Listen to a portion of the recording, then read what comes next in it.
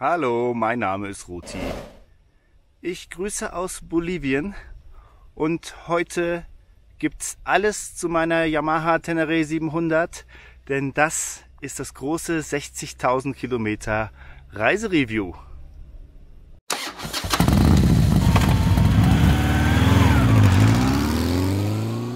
In der letzten Folge habe ich ja die 50.000 Kilometer durchbrochen und da bietet es sich natürlich an, ein Review zu machen. Aber ihr wisst ja, ich bin mit den Videos ein wenig hinterher und deswegen habe ich jetzt schon 60.000 Kilometer auf der Tenere. Deswegen wird es jetzt ein 60.000 Kilometer Review. Zum großen Review haben wir ein paar Zuschauer, eine Ziegenherde. Für die, die keine Ahnung haben, wer ich bin, das hier ist Bolivien. Ich bin momentan mit dem Motorrad in Südamerika unterwegs. Letzte Weihnachten bin ich aufgebrochen in Deutschland, das heißt beinahe ein Jahr. Und ich habe jetzt hier ein nicht so windiges Plätzchen gesucht. Bolivien ist ein Bergstaat, also es ist alles ziemlich hoch, das heißt es gibt auch oft viel Wind. Aber hier sollte es hoffentlich okay sein. Das ist meine dritte Motorradreise und meine gesamte Motorraderfahrung habe ich auf diesem Motorrad gemacht. Und zwar habe ich im August 2019 erst meinen Führerschein gemacht und an dem Tag, als ich den Führerschein gemacht habe, bin ich ins Geschäft gegangen, habe mir die Yamaha Tenere 700 gekauft, die damals nagelneu war, also die ist gerade erst rausgekommen und war eigentlich vergriffen, aber ich hatte dann eben eine Woche vorher gesehen, der Händler hat welche da.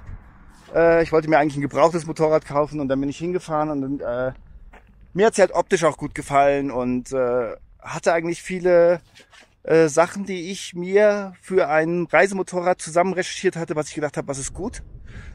Dazu kommen wir aber natürlich jetzt noch im Laufe dieser Folge ausführlich. Und ja, dann bin ich hingegangen, habe mich draufgesetzt und habe gedacht, okay, kaufe ich. Und das war die gute Lucy. Das war im August 2019 und im Januar 2020 bin ich dann aufgebrochen in meine erste Motorradreise nach Marokko.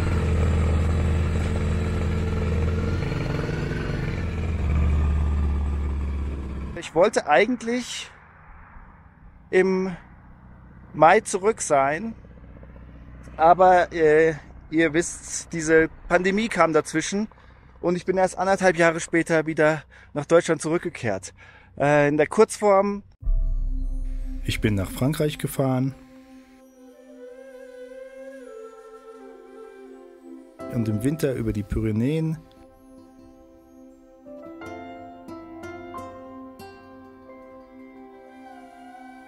In Spanien in den Süden, wo ich die Fähre nach Marokko genommen habe.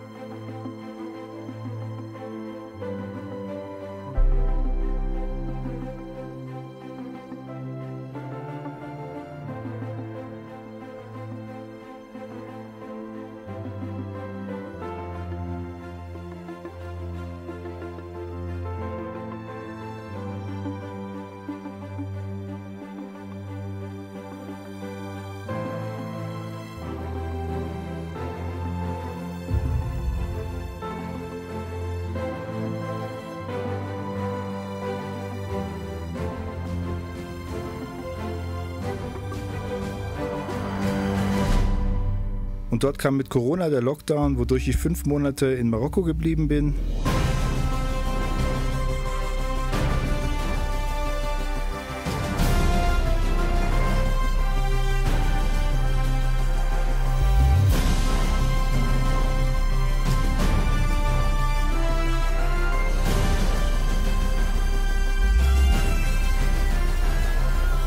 Bis mich die Fähre wieder nach Europa gebracht hat.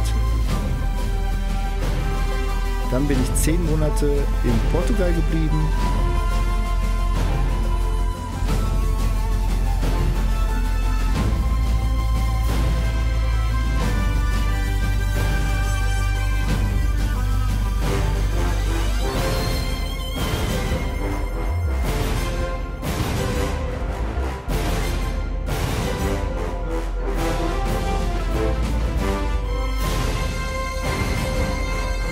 Und schließlich wieder über Spanien, Frankreich und die Schweiz nach Hause gefahren.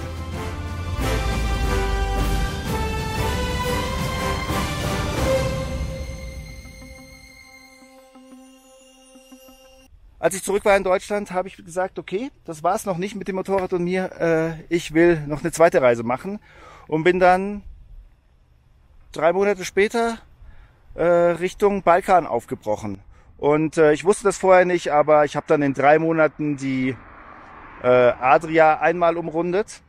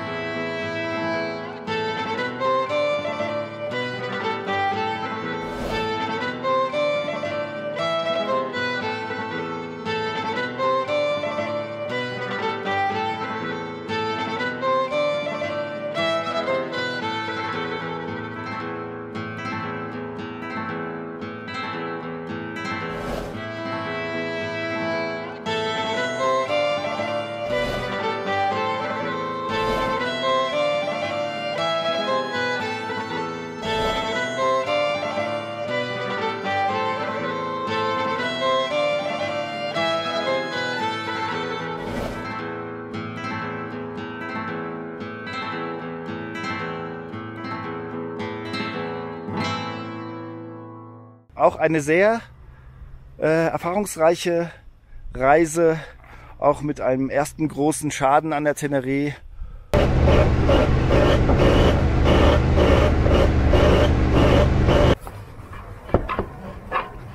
Die ganzen Geschichten aller Etappen einzeln gibt's eben auf meinem YouTube-Kanal. Erste Reise, zweite Reise und hier jetzt auch die 3. Reise. Und ja, dann bin ich zurückgekommen, weil als ich in Montenegro war, habe ich gelesen, Chile öffnet die Grenzen. Und jetzt bin ich hier schon seit fast einem Jahr in Südamerika. Habe Chile und Argentinien ausführlich erkundet und bin jetzt seit einem Monat in Bolivien. Und bis hierhin habe ich eben dann jetzt schon über 60.000 Kilometer drauf. Also alles, was ich kann, habe ich auf Reisen gelernt. Die Lucy hat 22 Länder bereist und heute gibt's alles, was ich in den 3 Jahren an Erfahrung gesammelt habe zu meinem Motorrad. Als erstes gehe ich darauf ein, auf die Ausstattung, Umbauten an meiner Teneré. Bei ein paar Sachen im Video greife ich natürlich ein bisschen vor, aber das gibt's alles dann nochmal ausführlich in den einzelnen Etappenvideos, die dann noch kommen werden. Das erste Teil ist etwas ungewöhnlich, denn es ist eine Abdeckplane. Ich finde, jeder sollte das haben auf einer Motorradreise. Die Gründe sind, es schützt eben vor Wind und Wetter. Sonne ist schlecht fürs Motorrad, Regen. Wenn das Ding immer draußen steht, und meistens steht's draußen, ist es eben immer allen ausgesetzt. Außerdem, man sieht zwar, dass da ein Motorrad steht, aber man sieht nicht sofort, was für eins. Und man sieht auch nicht das deutsche Kennzeichen. Und man kann auch, wenn man auf dem Campingplatz ist oder irgendwo anders, man deckt das ab, man kann sein ganzes Gepäck drauf lassen. Das geht alles unter diese Plane. Klar, klauen kann man es immer, aber wenn man am Motorrad was klauen will, dann kann man es immer klauen. Es ist eher immer die Sache Gelegenheitsdiebe. So, jetzt kommen wir zu den richtigen Anbauteilen. Die Yamaha TR 700 bezeichnet sich ja als Adventure-Motorrad und deswegen kommt sie auch schon von Werk, also ich habe die Grundversion, keine Rallye, keine World Raid, also das erste Modell, was es gab. Und die kommt eben schon mit einer Bashplate, also unten einer Motorschutzplatte und hier so Griffprotektoren. Aber die Griffprotektoren, das sind einfach nur so Plastikdinger. Ich habe mir dann halt noch verstärkte geholt und auch eine verstärkte Motorschutzplatte. Das Ding war, dass als ich die Yamaha Tenere gekauft habe, da war das Ding halt brandneu auf dem Markt.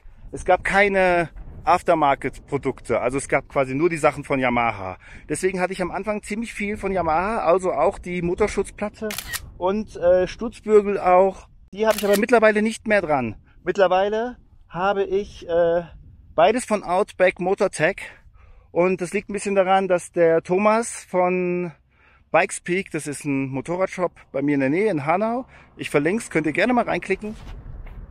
Der hat gesagt, ich soll die mal ausprobieren, die Outback Motortech Schutzteile und hat mir die zur Verfügung gestellt. Unterschied ist, dass zum Beispiel die Stutzbügel von Yamaha, die sind am Motor festgemacht. Und die Outback Motortech Teile, die sind eben am Rahmen festgemacht, wenn man das sehen kann. Hier, ja. Und hier. Da gibt's dann auch, fragst du 10 Leute, sagen die einen, ja, das ist viel besser, wenn es am Rahmen festgemacht ist. Und die anderen sagen, viel besser, wenn es am Motor festgemacht ist. Allgemein kann man sagen, diese Outback Motortech Crash Bars, die gehören schon zum Besten, was es so auf dem Markt gibt. Das kann man, glaube ich, sagen, ohne dass es falsch ist. Ja. Das Ding ist bei der Tenere 700, wenn die umfällt, ich habe sie schon oft umgeschmissen, sie fällt eigentlich immer auf den Lenker. Deswegen die Crashbars, die Yamaha Crashbars, die waren quasi noch unangetatscht nach 1,5 Jahren Reise. Und auch die haben so 2, 3 kleine Schrammen. Ja, ich hätte sie bisher nicht gebraucht. Die Motorschutzplatte allerdings, die braucht man. Ob man jetzt die verstärkte braucht oder nicht, weiß ich nicht. Ich habe dann halt die verstärkte drauf gehabt, aber da muss schon guter Schutz drauf sein. Da knallt's auch ordentlich dagegen. Da hast du dann auch Dellen drin und Kratzer. Also da so Steine wie hier auch, so Schotter und sowas. Das hier ist jetzt noch harmlos, aber da knallt's halt schon. Ja, die Stutzbügel, ich habe halt immer, wenn ich die Maschine rangiere, also das ist halt auch viel auf Reisen eben, dass man die Maschine nicht immer gerade irgendwo reinfahren kann, sondern man muss sie mal rumheben oder mal irgendwie ums Eck rangieren und dann ist es immer, kann man sie gut greifen an den Stutzbügeln. Und man kann natürlich auch so Taschen dran hängen. Habe ich aber eigentlich noch nie gemacht. Dann habe ich auch noch von Yamaha den Kühlerschutz. Der ist normalerweise aus Plastik und der ist jetzt so aus Aluminium. Ja, bisher. Der ist jetzt wie gesagt 60.000 Kilometer drauf. Den hatte ich von Anfang an. Hier auch so mit Yamaha Tenere. Der ist unbeschädigt. Also der hat schon seinen Dienst getan. Ich habe mittlerweile noch Schutz für die Radnabe vorne. Hier sind so Plastikdinger, links und rechts.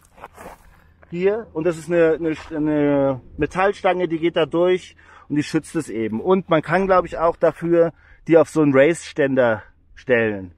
Das brauche ich allerdings nicht, weil ich habe den Heavy Duty Yamaha Hauptständer. Den will ich auch nicht missen. Oft habe ich schon gebraucht. Auf Fähren braucht man das oft. Da möchten sie gerne, dass man das auf dem Hauptständer steht. Das ist besser. Geht natürlich auch immer alles ohne. Das Hauptargument dafür ist eben Kette ölen. Ja. Und so, wenn ich das draufstelle, Kette ölen, 1 Minute maximal. Und ja, man kann auch einen Kettenöler haben, dann hast du halt wieder was kaputt gehen kann. Brauchst dafür irgendwie extra Öl, was du mitschleppen willst. Ich finde, ein Hauptständer ist super. Da kannst du auch das Motorrad mal aufbocken, kannst gucken, ob alles noch passt. Kannst das reparieren. Ist halt Gewicht, ne, was man mitschleppt. Ist wahrscheinlich schwerer als ein Kettenöler. Ja. Es muss halt immer jeder für sich selber rausfinden, was er gut findet und was nicht. Bei den Handprotektoren habe ich keine Kompromisse gemacht. Das ist wie mit den Outback Motortech Dingern. Da ist Barkbusters. Das ist auch, ja, die bekannteste Marke, würde ich sagen. Und auch unzerstörbar. Ja, das ist schon das Premium-Produkt, würde ich sagen, davon. Und die sind auch super. Wie gesagt, die fällt immer auf den Lenker. Also sie knallt da immer voll drauf. Und so, man sieht das ja auch hier. Die Dinger haben schon gute Schrammen, aber da ist eben so ein Metallbügel drin. Der ist halt top und es hat halt hier immer noch so verschiedene Gelenke. Da kann es quasi noch ausweichen, aber das ist schon ziemlich, ich habe es ziemlich zugeknallt, also zugeschraubt. Und hier sieht man auch, auf die Seite ist es auch schon oft gefallen. Bei der Bashplate, ich hatte halt auch vorher die verstärkte von Yamaha dran. Da war es halt cool, bei der von Yamaha, da kann man hier so eine Werkzeugbox dran machen. Die hatte ich auch und das ist echt cool. Allerdings, wenn man jetzt die Sturzbügel von Outback Motortech dran macht, dann kann man die Bashplate von Yamaha nicht mehr dran machen. Das passt dann nicht. Deswegen habe ich die dann auch gewechselt und hatte dann die Werkzeugbox nicht mehr. Ich habe jetzt eine Werkzeugbox hier. Die Marke habe ich tatsächlich vergessen. Reiche ich nach, die Marke? Ja, das kann man hier ist also zum Abschließbar. Ist auch ein super Platz. Stört nicht darüber. Ich habe halt die Taschen hier so drüber hängen normalerweise. Und ist relativ groß, passt viel rein. Cool wäre es halt gewesen, wenn man beide hat. Dann hat man genug Platz für Werkzeug. Weil man braucht schon mehr Werkzeug, als jetzt da reinpasst. Ja, vor allem wenn man ich mache jetzt mehr und mehr meine Service-Sachen selber. Da kommt dann halt auch mehr und mehr Werkzeug dazu. Und ich nutze natürlich die Werkzeugbox noch, um meine Angeberaufkleber da drauf zu machen. Ansonsten ist halt die Bashplate von Yamaha auch super gut. Und diese Werkzeugbox von Yamaha auch. Das Einzige, was ist, die Werkzeugbox von Yamaha ist halt nicht wasserdicht. Die Werkzeugbox ist wasserdicht. Also, ja, man kann dann, ich hatte das halt immer noch in Plastiktüten oder so, in so Zipperdingern wasserdicht verpackt. Bleiben wir aber noch am Vorderrad. Ich habe hier an den Ventilen so, sieht man, so Sensoren drauf. Habe ich auch am Hinterrad. Kann man das jetzt sehen? Ja, hier. Und das ist ein Reifendruck-Messgerät. Da ist es. Ich habe es angemacht. Ihr seht, ich habe ein bisschen wenig Luft drauf. Zu Reifen komme ich aber dann nochmal. Das kostet 35 € und man hat den Reifendruck immer im Blick und auch die Reifentemperatur. Das ist schon eine coole Sache, eben halt für 35 €. Kannst du bei Amazon bestellen. Ich verlinke alle Sachen in meinem Blogartikel, der ist in der Videobeschreibung verlinkt. Da könnt ihr dann die ganzen Zubehörsachen sehen, könnt ihr anklicken und könnt dann auch die Preise sehen und so weiter. Was ich ebenfalls habe, ist ein Anti-Bobblehead von Camel. Das sind diese Stangen. Links und rechts. Man muss die Scheibe abmachen, so ein bisschen die Nase abmachen, um die zu installieren. Aber ich habe es hingekriegt, also das kriegt man schon hin. Und die verhindert eben, dass dieser Bereich, also der Tacho vor allen Dingen, der wackelt brutal normalerweise. Der ist halt so gummigelagert und so. Und der wackelt dann halt ein bisschen weniger. Man soll es nicht so ganz festknallen, weil er dann gar nicht mehr wackelt. Und der wackelt eben mit Absicht, damit er nicht bricht. Ja, aber wenn man dann man kann das dann manchmal gar nicht lesen, wenn man Offroad fährt. Und das ist dann jetzt halt ein bisschen weniger. Ist cool, ist natürlich wieder extra Gewicht. Man braucht es nicht unbedingt. Es gibt auch andere Lösungen noch von, ich glaube Donatec hat hier sowas, das macht man dann hier unten dran und die Stange. Es gibt halt auch viele Sachen, viele Leute, die haben hier so ein schweres Navi dran. Und dann die Stange ist hier halt auch, wackelt halt auch so. Also diese Bobblehead-Stangen, die stabilisieren die Stange hier oben nicht so stark. Da kommen wir gleich zum nächsten, apropos Navi. Ich navigiere mit dem Handy. Ich habe das Quadlock-System. Das ist hier mit so einem, da gibt's auch so einen Dämpfer eben, weil das ist ja nicht so gut für die Kamera des Handys, vor allem wenn es eine optisch stabilisierte Kamera ist. iPhones. Ich weiß jetzt nicht bei den neuesten iPhones, aber vorher waren die immer optisch stabilisiert und iPhones sehr anfällig kaputt zu gehen. Ich habe zwar ein Samsung, aber auch eine optisch stabilisierte Kamera. Und eben dann, wenn das umso mehr das wackeln kann, umso besser. Also es soll nicht fest sein, weil das geht dann alles auf die Kamera und zerstört die Kamera. Wenn du eine digital stabilisierte Kamera hast, kannst du das vergessen, ist egal, dann geht die Kamera nicht kaputt. Ja, und das ist halt cool, man kann eben mit einer Hand das Handy, man kriegt eben eine Hülle dazu. Seht ihr das? Das ist hier ein Samsung-Handy. Eine Hülle dazu, da passt das genau drauf. Und dann kann man das hier so einhängen. Klack. Es ist wichtig, dass man guckt, dass das Klack macht, weil wenn es nicht Klack macht, dann fliegt es weg. und dann ist es fest. Und es ist eben so, dass es wabbelig ist. Und ich habe hier, das kommt halt serienmäßig, kommt die Tenere mit einer Steckdose. Da habe ich einfach so einen 3,50 € USB-Stecker für den Zigarettenanzünder drin. Nicht wasserdicht, nix. Aber dieser Bereich ist sehr gut geschützt vor Wasser. Es muss schon hardcore regnen, dass das wirklich nass wird. Also ich lade das immer bei Wind und Wetter. Und das passt auch. Jetzt sagen eine, bei der letzten Folge, da stand doch Wasser drin, sofort lösen und so weiter. Ja, das ist mal passiert. Aber in 60.000 Kilometern ist es, glaube ich, 2-mal passiert. Also es ist schon okay und das Telefon ist auch eigentlich wasserdicht. Also man kann, ich glaube, 1 Meter wasserdicht oder so. Man kann damit schon auch schwimmen gehen. Deswegen sollte Wasser dem eigentlich nichts ausmachen. Ich habe noch so einen Bumper, den kann man noch kaufen. Das ist so ein Gummischutz da drüber. Den habe ich einmal benutzt, da habe ich überhaupt nichts mehr gesehen, als es geregnet hat. Also ich weiß nicht, das brauche ich nicht. Ich habe das immer nur so und das ist okay. Und die Kamera funktioniert auch noch. Ich hatte eben vorher X-Grip. Einmal ist es scheiße, weil man immer 2 Hände braucht, um das da rauszuholen. Dann ist da so eine komische Gummisicherung, die ist mir schon nach einem Monat auf der ersten Reise ist es porös gewesen, das Gummi. Die haben mir das zwar dann umsonst, ich habe das über SW Motec, glaube ich, bestellt, umsonst ersetzt. Dieses Gummiding, aber man muss es halt immer noch so sichern. Also es ist nicht so praktisch wie das. Und ich hatte eben einen Unfall in Albanien. Ich hatte es eben nicht mit den Gummis gesichert, das hatte ich eigentlich nie und es fällt eigentlich auch nicht raus. Aber da sind eben so Gumminippel drauf, die sind nicht fest. Und man kann die zwar festkleben, aber das hat bei mir nicht gehalten dann. Muss man dann selber mit Sekundenkleber festkleben. Und es ist eben der Gumminippel abgesprungen, das Handy ist hier in den Lenker reingefallen, hat den Lenker blockiert, ich habe mich hingehauen und das Bike ist mir auf den Fuß gefallen. Und jetzt ist es schon 1 Jahr her und der Fuß, der wird halt nie mehr so gut, wie er vorher war. Also das ist schon auch eine Verletzung, die bleibt. Ein Souvenir aus Albanien. Und deswegen habe ich dann danach auf Quadlock umgestellt und ich kann sagen, das ist super, super, super gut. Ich finde es super toll. Ich habe halt eben mit normalem USB-Kabel lade ich dann hier, habe ich ja schon gesagt, aber es gibt auch noch so einen Zusatz dazu, da kann man dann Induktion laden. Steckst das Handy einfach drauf, dann lädt es. Da musst du halt natürlich das verkabeln mit deiner Batterie. Die Handy-Navigation, es ist ja auch es ist wie mit Koffern, Soft oder Hard, Handy oder Navi. Und ich habe eben immer nur mit dem Handy navigiert. Ich habe mal zwischendurch überlegt, ob ich mal wechseln sollte.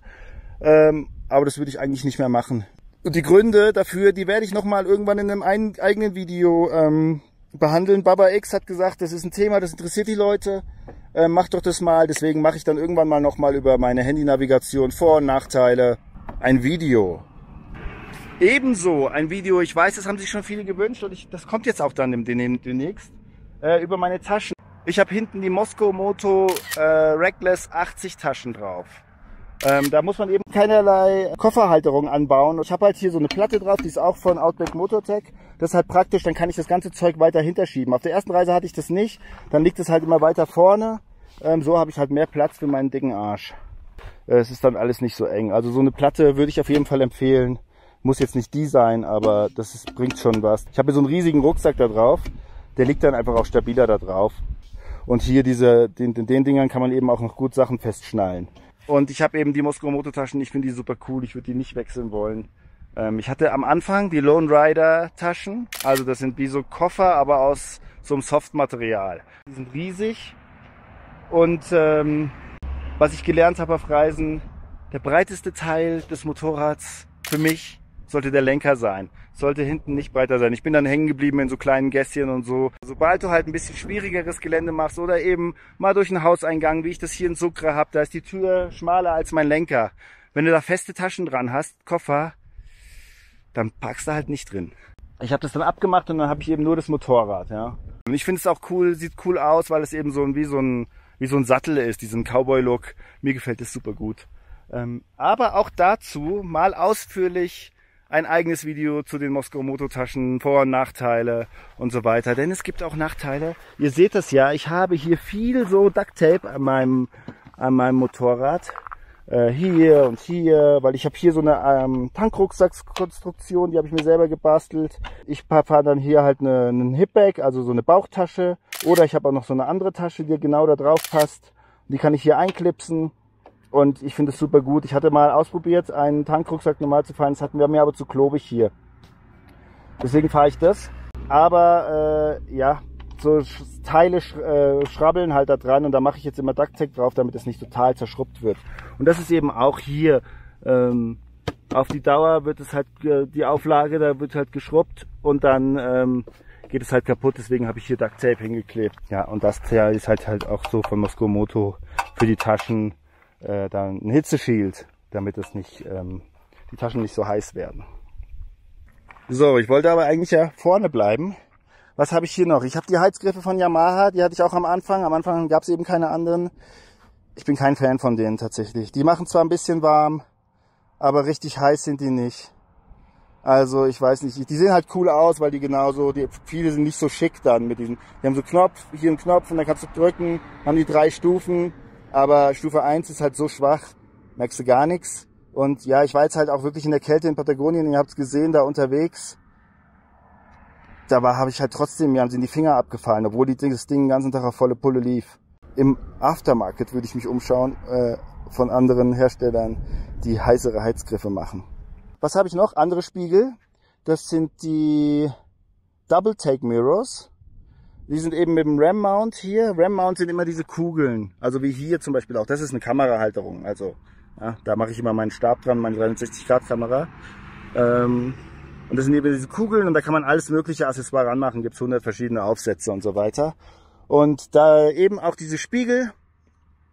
Und die kann man dann hier so verdrehen und wenn du halt fällst, verdreht er sich halt und bricht nicht ab. So ist die Idee. Und man kann wesentlich mehr sehen als mit den Originalspiegeln. Ich habe es halt am Anfang ziemlich zugeknallt immer. Deswegen ist die Kugel hier bei mir schon angebrochen. Das ist halt Gummi. Ja, wenn das nach 30, 40, 50, 60.000 Kilometern, kann sein, dass es dann porös wird und so. Da muss man das mal austauschen. Was nicht so einfach ist dann immer in Südamerika. Dann gehört auch noch hier vorne, ich habe hier, die ist ja die Kupplung. Ich habe die normalen Original-Kupplungshebel immer noch dran. Also ist okay. Aber ich habe die One-Finger-Clutch auch von Camel Adventure. Das ist dieses Ding hier. Das ist eben, dieser Hebel ist einfach ein Stück länger als das Original und dadurch kann man dann, weil der Hebel länger ist, kann man eben leichter kuppeln. Merkt man jetzt nicht extrem, aber ein bisschen leichter ist es schon. Ich habe halt auch noch die Grip Pads, die schützen eben auch davor vor Kratzern, wenn man eben nicht nur immer Duct Tape benutzen will. Ich habe hier das Original Yamaha Teil, brutal teuer. Später habe ich mir dann die Seitenteile geholt, weil man dann, wenn man den Knieschluss und so, man hat einfach hier noch ein bisschen mehr Grip, um die Maschine zu halten, Offroad. Und das habe ich mir bei Amazon bestellt für viel billiger als das. Also da muss man auch gucken, dass man nicht unbedingt das Originalzeug kauft. Ja, was viele kritisieren bei der Tenere 700, die Sitzbank. Sie ist jetzt nicht wie bei einer Afrika Twin, sieht die aus wie ein Sofa. Da ist sie relativ schmal und hart. Und ja, ich habe auch, mir tut der Arsch weh, wenn ich da ein paar Stunden drauf sitze. Es ist dann so, wenn man ein paar Monate oder wenn man länger unterwegs ist, man gewöhnt sich daran, der Hintern gewöhnt sich daran. Aber ich fahre ein Sitzkissen, ein Airhawk Sitzkissen. Das ist so ein Sitzkissen, ich habe es jetzt hier nicht dabei, aber ich blende es ein, mit so, das hat so Luftkammern. Und das bläst man nur so ganz minimal auf. Ich habe da schon mal ein Video gemacht. Und dann schwappt die Luft quasi hin und her. Und ich kann damit 10 Stunden dann fahren, das ist top. Nachteil, gibt bei einem Nachteil, wie gesagt, man kann dann halt auf der Sitzbank nicht so krass vor- und zurückrutschen, wie man jetzt ohne Sitzkissen hat. Ja, ich hatte jetzt hier in Bolivien, in Sucre, kann man für 10 € sich die Sitzbank aufpolstern lassen. Aber die ist halt noch gut und ich weiß ja nicht, ob die das genauso gut machen. Vielleicht ja, aber solange da nichts ist, ich glaube, ich mache es jetzt erstmal nicht. Ja. Und ja, Original-Sitzbank, der Original Yamaha ist eine zweiteilige Sitzbank. Ist okay. Das hier ist eigentlich praktisch. Kann man auch immer noch so Gurte dran machen, um seine Sachen festzuschnallen. Am Fahrwerk habe ich nicht so viel gemacht, aber die Tenere 700 ist für einen 75 Kilo Fahrer ohne Gepäck ausgelegt. Und wenn man viel Gepäck drauf hat und so und ein bisschen mehr wiegt, vor allem mit Motorradklamotten, dann kann es sein, dass sie hinten durchschlägt. Also das Federbein, dass die Feder von dem Federbein zu schwach ist. Und ich habe eine andere Feder drin. Die ist jetzt brutal hart. Man hätte vielleicht auch nicht auch ein bisschen weniger nehmen können. Ich blende ein die Stärke. Aber ja, das ist auf jeden Fall was man darüber nachdenken sollte, wenn man viel mit Gepäck fährt. Und wie gesagt, ich bin 50.000 Kilometer von den 60 mit Gepäck gefahren. Sonst fahre ich original Fahrwerk. Eine weitere sehr simple Sache, die ich aber super cool finde, ist mein Tempomat. Das ist dieses Teil. Das kann man hier auch abmachen. Das hier. Von Time to Ride. Das sind auch Motorradreisende. Und das ist nur so eine Klammer. Man macht halt hier so ein, ich glaube das ist Silikon oder so ein Gummiding. Das macht man drüber und dann macht man hier das ist die Installation. Fertig. Und dann drückt man das hier runter und dann drückt es eben auf den Bremshebel und dann bleibt es so stehen, der Gasgriff. Und dann hast du ein Tempomat. Ich benutze es super oft, finde es super geil und du kannst dann halt, wenn du das jetzt so einstellst, so bleibt's. Und wenn du dann willst, dass es aufhört, musst du es halt so zurückdrehen. Fertig. Es gibt jetzt wohl noch eine neue Version von diesem Ding. Müsst ihr mal bei Time to Ride auf der Seite gucken. Da heißt dann so ein Hebel, da kann man den dann wieder zurückdrücken. Super simpel und super cool. Dann kommen wir auch schon zum Ende. Ich habe hier noch zwei Sachen, die ich beim Roberto, den ich in Chile kennengelernt habe. Der hat halt so einen, ich sag mal, Eisenmacher. Das ist jetzt nicht der professionelle Ausdruck, aber der hat so Drehmaschinen und so und macht für die Metro Sachen in Santiago. Und ich hatte ja das Problem, dass bei mir das Original Nummernschild erst ist es hier an den Schrauben abgerissen. Dann habe ich das wieder festgemacht und dann ist es so in der Mitte durchgerissen. Dann bin ich irgendwie 1,5 Monate ohne Nummernschild gefahren, ist in Argentinien auch kein Problem, sagt keiner was. Ich habe es halt immer dabei noch gehabt. Und das Problem war auch, dass diese Schrauben total durchgerostet waren. Also ich weiß nicht, wie man da jetzt also als Händler nicht rostfreie Schrauben dran machen kann. Ja, also man konnte die halt nicht mehr aufmachen, man musste die halt absägen. Und der Roberto hat mir jetzt eine Hülle, das ist natürlich ein anderes Nummernschild, aber es spielt ja keine Rolle. Das hat mir Explore Bike, Rita und Thomas, vielen, vielen Dank, die haben mir das in Deutschland nachmachen lassen. Und in Deutschland kannst du natürlich nicht das Original-Nummernschild nachmachen lassen mit der Kopie des Fahrzeugscheins, sondern der hat halt so ein, 125er Nummernschild oder so gemacht. Aber für hier ist wurscht. Und da hat der Roberto mir hier so eine Hülle gebaut aus rostfreiem, ich glaube, wie heißt das, Inox, Stahl, irgendwie sowas. Da schiebst du das rein und dann hier mit selbstsichernden Schrauben festgemacht. Das hält für immer, würde ich sagen. Und was er mir auch noch gemacht hat, auch super, super cool, ist eine Lenkererhöhung. Sind diese Dinge. Ich habe da auch ein einzelnes Video drüber gemacht. Könnt ihr euch angucken. Hat er mir gedreht. Die Lenkererhöhung, weil eben, wenn ich stehe, war es immer ein bisschen kurz. Und so ist es halt, das sind 2,5 Zentimeter, ist halt optimal. Und mit der Lenkererhöhung, ja, hängt man dann auch nicht mehr so weit über dem Lenker, sondern kommt ein bisschen näher ran, weil es ja so schräg angestellt ist. Ist optimal für mich, will ich nicht missen. Ich bin 1,82 groß und dann ist es natürlich auch so, dass jeder verschieden lange Arme und Beine hat. Man muss das jeder für sich selber rausfinden, wie er es braucht. Aber das ist schon viel, viel bequemer, gerade im Offroad, wenn du da ewig im Stehen fährst. Kurz was zu den Reifen. Original sind in der Tenere 700 Schläuche drin und ich fahre auch immer noch mit Schläuchen. Und original sind die Pirelli STR Rallye Reifen drauf. Und da hatte ich am Anfang das Problem, dass es immer so geschlackert hat. Und ich hatte ja viele Videos darüber gemacht, warum das so ist und so. Ich war ja blutiger Motorradanfänger. Und dann, ja, viele haben dann gesagt, ja, das ist wegen, weil du so viel Gewicht hinten drauf hast und so. Du musst dich mal ganz nach vorne setzen und so weiter. Und wie viel ist es, wenn kein Gewicht drauf hat und so. Und es war immer, egal was ich gemacht habe, es hat immer geschlackert. Und dann, ja, du musst die Federvorspannung ändern, du musst das Fahrwerk anders einstellen und so. Hat immer geschlackert. Als ich irgendwann dann den Reifen gewechselt habe, obwohl ich den gleichen Reifen wieder genommen habe, also wieder den Pirelli STR Rallye, war es sofort weg. Und dann habe ich irgendwann rausgefunden, das gab es wohl oft bei der ersten Auslieferung der Tenere, dass der Pirelli-Reifen, da hat irgendwas nicht gestimmt. Es lag halt am Reifen. Sonst ich hatte nie wieder das Problem, es hat nie wieder geschlackert. Aber ich bin halt die ersten, weiß ich nicht, 22.000 Kilometer oder so mit diesem schlackernden Reifen gefahren, obwohl eigentlich hätten die es austauschen müssen. Naja, ist egal. Der Pirelli STR, ich finde es eigentlich ein ganz guter Reifen.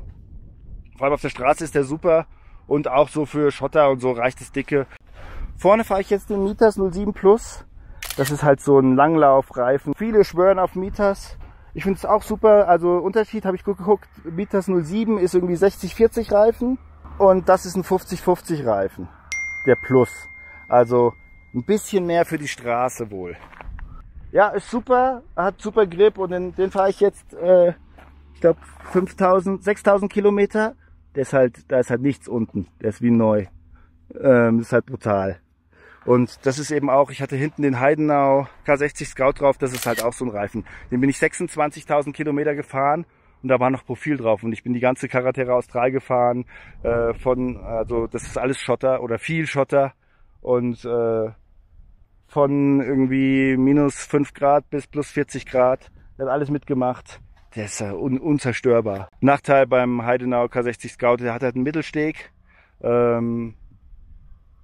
Der greift dann halt nicht so gut, wie wenn du jetzt einen richtigen Stollenreifen hast. Jetzt, ich hatte es aus Preisgründen gemacht und weil ich halt auch mal andere Reifen ausprobieren will, sonst kannst du ja nicht mitreden. Jetzt habe ich Continental TKC 80. Das war wohl früher der Reisereifen schlechthin. Mittlerweile ist er wohl ein bisschen technisch überholt, was immer das heißen soll. Und der ist halt schon ein richtiger Stollenreifen.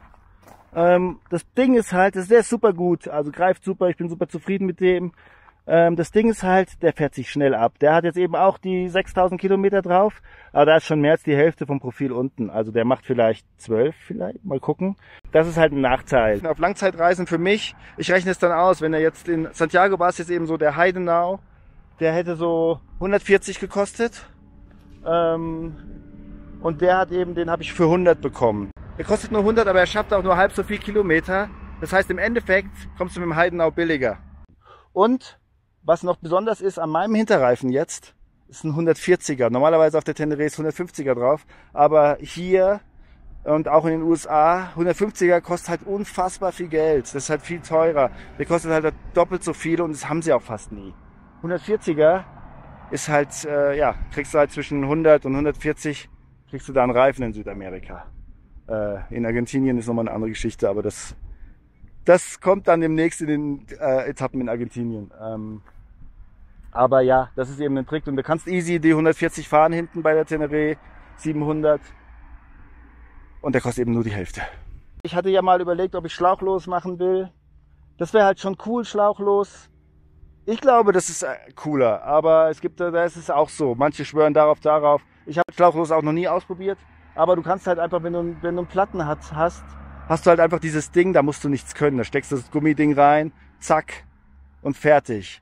Hier musst du halt immer den Reifen von der Felge machen und so weiter. Und ich habe das ja schon mal ausprobiert mit dem Pirelli-Reifen. Das war halt brutal. Also ja, schon schwierig. Und das Gute ist, ich hatte noch nie einen Platten in den 60.000 Kilometern. Da ist es eben auch so, wenn du Offroad viel Luft rauslässt, dann ist die Gefahr höher, dass du einen Platten bekommst, wenn es steinig wird. Bei Sand ist egal, aber wenn es steinig wird, kann es halt sein, dass der Stein dann auf die Felge durchschlägt und dann schlägt er halt ein Loch in den Schlauch rein. Was ich fahre, ist natürlich verstärkte Naturkautschukschläuche. Also die sind dicker, die sollen dann eben auch nicht so schnell kaputt gehen.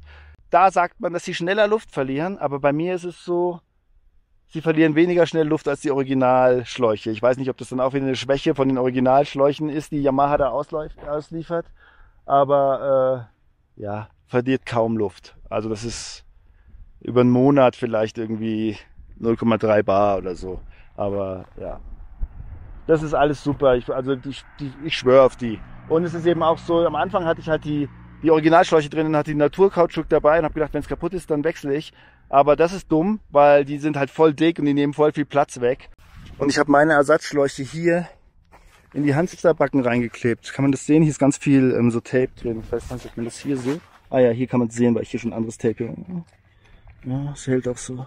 Es hält gut. Ich bin damit jetzt, wie gesagt, 30.000 Kilometer gefahren. Habe es einmal neu verklebt, weil ich die Nase also die ganzen Dings abmachen musste, weil ich die Zündkerzen selber gewechselt habe. Aber dazu kommt auch irgendwann noch mal ein Video zum Zündkerzenwechsel. Denn so cool wie die Tenere ist, das ist richtig beschissen, die Zündkerzen zu wechseln bei der Tenere 700. Da musst du nämlich den Tank abmachen und so. Eine Sache habe ich natürlich vergessen nachzutragen. Das habe ich beim letzten Mal gesagt, das wäre cool.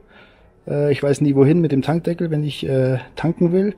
Und da hat schon jemand gesagt, ey, wenn man das hier hinpackt, hier an den Lenker, dazwischen, da kann man es super hinlegen. Das stimmt auch, habe ich dann immer gemacht. Aber Werner Stommel hat mir aus seinem 3D-Drucker einen Tankdeckelhalter ausgedruckt. Und den hat er mir geschickt. Und den habe ich hier dran seit ein paar Monaten. Und dann kann man das hier so hochklappen. Und dann steht es so. Und das ist natürlich super praktisch. Also vielen, vielen Dank. Eine neue Sache, die ich habe. Da kommen wir auch schon zu den Schäden.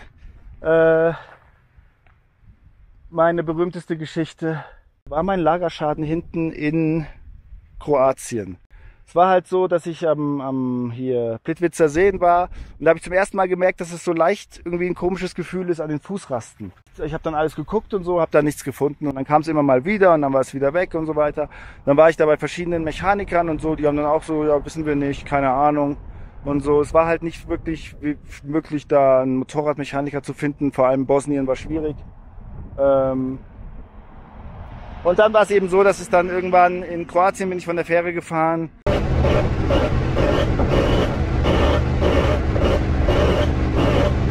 Das Rad hat dann sich so viel bewegt, dass hinten den Bremssattel kaputt gemacht hat. Und dann hatte ich halt einen massiven Schaden.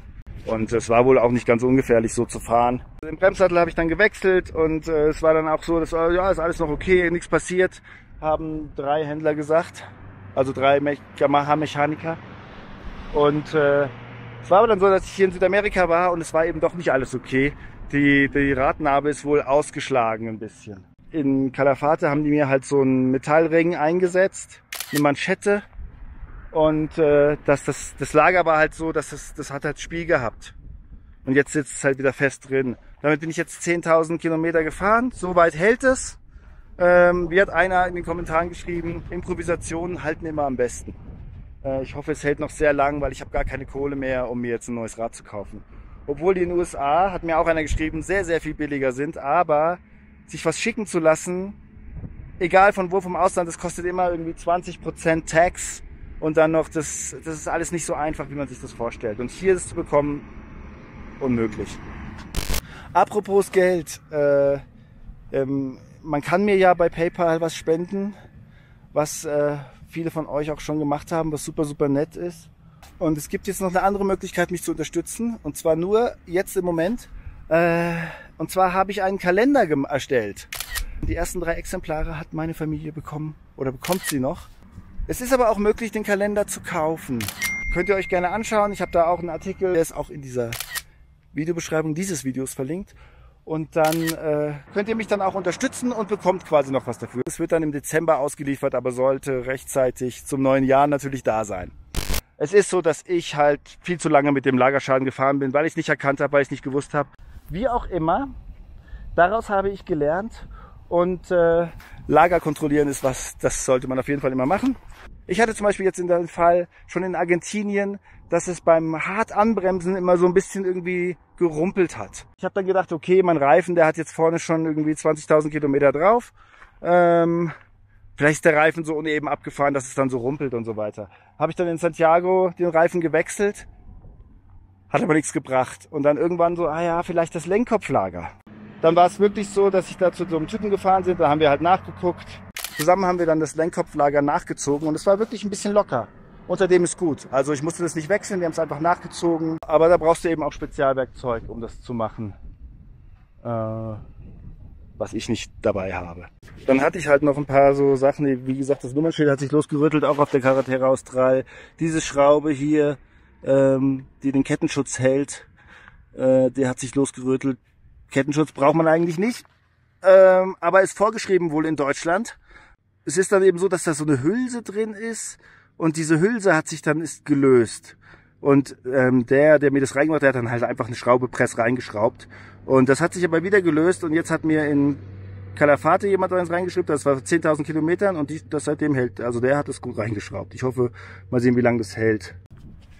Allgemein, ab und zu muss man die Schrauben kontrollieren, weil die lösen sich schon und ich habe schon 2, 3 Schrauben verloren. Und gerade diese Spezialschrauben von der Tenere, die gibt's halt nirgendwo. Also da musst du schon von hier zu Yamaha gehen. Deswegen habe ich dann so ähnliche Schrauben halt teilweise drin. Was auch passiert ist, hatte ich jetzt dann gesehen, als ich den, ich weiß gar nicht, was ich gemacht hatte. Jedenfalls habe ich hier die Seitenteile abgenommen. Dieses Seitenteil, das hat hier so eine Plastikführung und das ist gebrochen dahinter. Und ja, das ist halt scheiße, das kriegst du halt hier auch nirgendwo, wenn das bricht. Und dafür ist halt auch, ich denke dann immer so, ey, ich kann mir das Gewicht sparen von den Sturzbügeln, aber wenn die Plastikteile brechen, hast du halt ein Problem, weil das kriegst du halt hier nicht. Ja, dann kannst du halt ohne fahren. Aber sieht ja auch ganz gut aus eigentlich. Ich habe das jetzt geklebt und umgetaped und so, dann sollte es einigermaßen halten. Es hält auch, aber ja, das ist schon gebrochen und dann ja, ab und zu brechen mal Plastikteile. Auch hier die Schrauben, wo eben auch diese Plastikteile also das Plastik bricht schon auf die Dauer und ich bin da jetzt nie irgendwie, habe mich nie da krass überschlagen mit oder weiß ich nicht. Das ist immer nur umgekippt, mehr oder weniger. Ja, das ist schon ein bisschen Plastik. Was halt noch ist, zweimal hatte ich schon, dass der Gasgriff sich gelöst hat. Also der ist ja fest geklebt, diese Heizgriffe. Und zweimal hatte ich dann, gibst du Gas, da dreht sich das durch, also dann gibt er halt kein Gas mehr. Kannst du mit Sekundenkleber festkleben, hält dann auch wieder. Aber ich habe jetzt immer eigentlich Sekundenkleber dabei, falls das passiert. Weil einmal war ich da in so einem Vulkan auf, weiß ich nicht, 4500 Meter Höhe. Arschkalt, wenn dir das da passiert, Game over. Deswegen immer Kleber dabei haben jetzt. Und wenn man sieht, dass hier sind ja auch so, ich habe hier so Überzieher. Ich habe das ja schon mal gezeigt in Santiago, dass hier die Gasgriffe, dass die kaputt gehen. Also das Gummi geht kaputt, das löst sich halt ab, ja, mit der Zeit abgenutzt. Und dann haben manche gesagt, ich soll einen Schrumpfschlauch nehmen und den drüber ziehen. Und das ist eben ich wusste gar nicht, dass es das gibt. Also eine Wahnsinnserfindung für mich, wow. Habe ich zum ersten Mal gesehen. Und das machst du heiß mit so einer Heißluftpistole und dann schrumpft er das eben zusammen und dann hast du hier einen neuen Griff. Aber das ist ein super Trick, vielen, vielen Dank dafür. Etwas, das bei mir ab und zu passiert, ist, wenn die Maschine richtig heiß gelaufen ist und auch noch heißes Wetter ist, dass sie dann nicht sofort beim ersten Mal anspringt. Sie springt zwar dann immer an, also ich hatte noch nie, dass ich sie gar nicht anbekommen habe, aber sie hat dann Schwierigkeiten. Und auch da habe ich recherchiert, dass das wohl bei Teneriffe öfters der Fall ist. Warum, weiß ich nicht. Eine Sache vielleicht noch, die mir aufgefallen ist, dass wenn die Maschine kalt ist und man fährt an mit viel Gewicht, dann ist es manchmal so, dass es so wie, als wenn die Kupplung rutscht. Und dann habe ich schon gedacht so, ach du Scheiße, meine Kupplung rutscht, ist nicht gut. Habe aber dann auch, wenn man das googelt und so, das scheint auch was zu sein, das bei der Tenere irgendwie normal ist. Und der Nomad Sweden, der hat auch gesagt, wenn man mal ein anderes Öl reinfüllt, kann sein, dass es weg ist. Ich habe das halt alle, weiß ich nicht, einmal im Monat oder so habe ich das dann so und dann ist gut. Aber nur beim einmal anfahren und dann ist es weg. Deswegen, solange es nicht schlimmer wird, mache ich da gar nichts. Und mit dem Öl, hier muss man halt gucken, was man bekommt. Ich habe jetzt im Moment wieder Yamaloop drin, aber ich hatte auch mal ein anderes drin. Da war bis bei mir kein Unterschied. In Santiago hatte ich dann den Fall, dass meine Gabel voller Öl war. Ein Simmering war undicht geworden. Und den habe ich dann auswechseln lassen. Und das kam wohl dadurch, dass ich festgetrockneten Schlamm auf der Gabel hatte. Und es war auch nicht ganz billig. Und seitdem achte ich immer darauf, dass die Gabel sauber ist. Mir hatte auch jemand geschrieben, dass es gut ist, wenn man die Gabel mit Öl abreibt. Das habe ich dann auch immer gemacht. Und ich habe eigentlich gute Erfahrungen damit gemacht, weil Schlamm kann da nicht hängen bleiben. Aber als ich das mal in einem Video erwähnt habe, haben einige von euch gesagt, dass es gar nicht gut ist, weil dann eben der Sand auch leichter dran kleben bleibt, was wieder am Simmering reiben kann.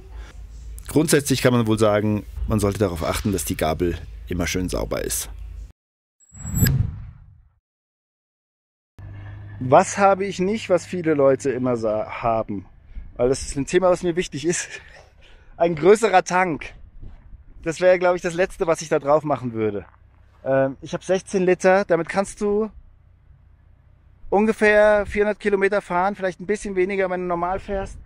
Und klar, ich bin auch schon mal liegen geblieben in Frankreich, das war aber auch wieder meine eigene Schuld. Da habe ich dann gesagt, die Tankstelle lasse ich noch aus. Bin 150 gefahren und da ich vorher ein Jahr lang nicht auf der Autobahn gefahren bin, habe ich nicht eingeschätzt oder nicht überrissen, dass die Maschine dann halt brutal viel braucht, wenn du so schnell fährst. Und jetzt hatte ich in Calafate einmal ein Problem, da war halt der brutale patagonische Wind, das ist unfassbar, der Wind. Da, wenn du da den Gegenwind hast, da habe ich dann halt auch 6 Liter oder so gebraucht und bin dann halt irgendwie eine Stunde, das Video gibt's schon, 1:70 gefahren. Dann habe ich es auch gerade noch so geschafft, aber das war auch brenzlig. Aber sonst hatte ich jetzt zweimal noch irgendwie, wo ich Benzin dabei hatte, wo alle gesagt haben, brauchst du Benzin, habe ich aber nie gebraucht. Es gibt sehr, sehr wenige Strecken, wo du nicht genug Benzin hast. Und ich habe jetzt noch 1,5 Liter, so ein Kanister, den habe ich noch dabei. Klar, da kommst du dann nur noch mal 25 Kilometer, aber das reicht halt normalerweise. Also ja, weiß nicht, woher diese Angst kommt, dass man irgendwie einen 23-Liter-Tank mit rumfahren will. Und das Ding ist halt, man kann es ja sagen, ja, ist scheißegal, mehr Benzin ist geiler, ja, stimmt. Aber du schleppst halt das Gewicht mit rum. Es gibt diesen Spruch im Englischen, light is right, also leicht ist richtig. Und da ist auch was dran. Es geht eben auf alles, es geht auf den Verschleiß, aufs Handling. Umso mehr krassere Offroad-Sachen du gehst, da siehst du immer weniger schwere Bikes, weil das einfach super, super schwierig ist, die dann da zu handeln. Und meins würde ich schon als schweres, großes Motorrad bezeichnen.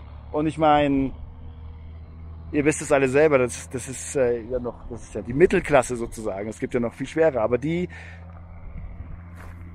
siehst du dann eher selten, wenn das Gelände schwer wird. Und das heißt nicht, dass man das damit nicht machen kann. Man kann alles mit einem Motorrad machen. Man kann mit der Vespa um die Welt fahren. Man kann aber auch mit einer 1200er GS irgendwie im hüfttiefen Sand rumfahren. Es gibt Leute, die das können, aber die allermeisten können es nicht. Und dann tust du dir eben schwer damit. Das Gleiche ist mit einem riesigen, schweren Motorrad. Irgendwie rückwärts, wenn es ein bisschen bergauf geht, da wird es bei der schon hardcore schwer. Das alleine zu schieben, du musst halt hier ständig irgendwo wenden oder mal irgendwie durch einen Hauseingang fahren oder was weiß ich. Ich meine, das geht alles immer ohne. Aber wenn du das machen willst, machst es dir einfacher mit einem leichteren Motorrad. Und deswegen gibt's bei mir auch keinen größeren Tank. Was ich auch nicht habe, ist eine andere Scheibe. Das ist halt bei mir auch so, ich finde die halt optisch so super schön. Mir gefällt die Nase super gut oder das Gesicht der Tenere. Und die Scheibe, das ist so bis 130 ist es gut. Und dann fängt's an, dass es so Verwirbelung ist. Aber 130 auf Reisen, so gut wie nie. Also fest ist es fast nie. Deswegen brauchst du nicht. Und es ist dann eben auch so, Leute, die so eine Riesenscheibe haben, die sagen halt dann, wenn es 40 Grad hast, dann hast du halt überhaupt keinen Wind dahinter, ist halt brutal heiß. Also es hat alles immer Vor- und Nachteile. Was ich auch nicht habe, ist größere Fußrasten. Das wäre allerdings mal was, also wenn mir jemand welche schenken würde, würde ich sie nehmen. Das ist, glaube ich, schon ganz cool, wenn man ein bisschen größere Fußrasten hat. Aber ich fahre die Originalen, die sind auch in Ordnung. Ich rutsche da nie ab oder so. Und ich fahre ja auch diese massiven Stiefel mittlerweile. Das ist schon okay. Jetzt ist meine andere Kamera ausgegangen, weil die Batterie leer war. Ich habe doch wohl ziemlich viel geredet. Ein Thema wollte ich noch anschneiden und zwar habe ich einige Sachen auf Garantie austauschen lassen. Und zwar in Portugal war es dann so, dass die Speichen korrodiert waren. Das haben die auf Garantie, neue Speichen habe ich da bekommen. Und auch am Tank hier, der ist hier vorne so festgemacht und da hat es gerostet. Das haben die auch ersetzt. Der Gangsensor, auch ein typisches Problem bei der Tenere, lese ich immer wieder, dass es Probleme haben. Dann flackert die Ganganzeige so und irgendwann, bei mir hat sie immer so geflackert und irgendwann hat es 4. und 5. oder so gar nicht mehr angezeigt, Gang. Und da ist dann der Gangsensor kaputt. Und haben die auch auf Garantie ausgetauscht. Und dann war es jetzt bei der 40.000er Inspektion in Deutschland. Da haben sie die Ventile, werden die Ventile eingestellt. Und als sie den Ventildeckel aufgemacht haben, war irgend so ein Arm, der da abgebrochen war. Und der wurde auch auf Garantie ausgetauscht. Das wäre auch ziemlich teuer gewesen, allein dieser Arm. Das ist ja alles dann immer super teuer. Also das sind die Garantieteile. Dann zum Fazit. Die Tenere 700 ist eben für mich das perfekte Allround-Motorrad. Sie kann alles, aber vielleicht jetzt nichts perfekt. Es gibt dann immer ein Motorrad, das besser kann mit diesen einzelnen Sachen. Wenn du jetzt tiefen Sand fährst, gibt es natürlich ein Motorrad, das es besser kann. Eine BMW GS ist wahrscheinlich komfortabler. Und meine ist halt der perfekte Kompromiss zu allem. Und wenn ich mir was malen würde, würde ich sagen, so wie die Tenere. Allerdings sollte sie vielleicht 30, 40 Kilo leichter sein. Das wäre super cool, weil das ist wirklich das, eigentlich finde ich, das größte Problem beim Reisen, das Gewicht. Die Tenere ist relativ kopflastig. Also das heißt, der Schwerpunkt ist irgendwie relativ hoch. Wenn du langsam unterwegs bist, langsam hier so im Schritttempo wendest und so, und sie kippt über einen gewissen Grad, dann ist es relativ schnell, dass du sie eigentlich nicht mehr halten kannst. Weil sie eben auch hoch ist, du kannst ja nicht einfach das Bein so rausstellen und sagen, jetzt ist gut und so, ja, wie bei einem ganz kleinen Motorrad. Das muss man wissen und so muss man eben das Motorrad auch dann handeln. Ich war halt als Anfänger mit der Höhe schon überfordert. Also die ist schon relativ hoch, die geht mir bis zur Hüfte. Ich bin 1,82. Dass sie so schmal ist, ist halt perfekt zum Beispiel zum Reisen. Und jetzt fahre ich erstmal zum Hostel, vielleicht kann ich das ja mal zeigen mit der Tür, dann versteht ihr auch, was ich meine. Ich kann mich schon mal bedanken, es gab Spenden, vielen, vielen Dank. Willex 13, Fred 77, Bernd, Astra, Viljumaite und Oliver. Vielen, vielen Dank. Da ich ziemlich pleite bin, hilft mir das enorm. Und jetzt zeige ich hier noch, warum es gut ist, wenn man nicht so ein breites Motorrad hat oder wenn man zumindest alles abnehmen kann, außer den Lenker, weil mein Hauseingang hier ist ein sehr, sehr schmaler.